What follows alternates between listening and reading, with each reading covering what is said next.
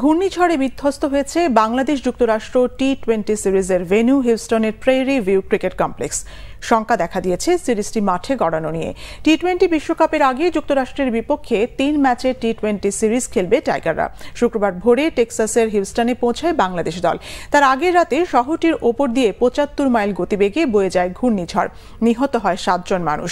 বেশ ক্ষতিগ্রস্ত হয় সিরিজের venue prairie view cricket complex. স্টেডিয়ামের ডাগ আউট, ভিআইপি তাঁবু সহ সাইড স্ক্রিন, অনুশীলনের সব নেট টিভি এবং লাইভ স্ট্রিমিং সম্প্রচারের সাইড স্ক্রিনের পেছনে স্ক্যাফোল্ডিং টাওয়ারগুলো বিধ্বস্ত হয় ঘূর্ণিঝড়ে। হিউস্টনের অস্থায়ী এই স্টেডিয়ামে 21, 23 ও 25 মে হওয়ার কথা ম্যাচের সিরিজটি। তবে ঘূর্ণিঝড়ে লন্ডভন্ড সবকিছু ঠিক করে সময় মতো সিরিজটি শুরু করা যাবে কিনা তা নিয়ে তৈরি হয়েছে সংশয়।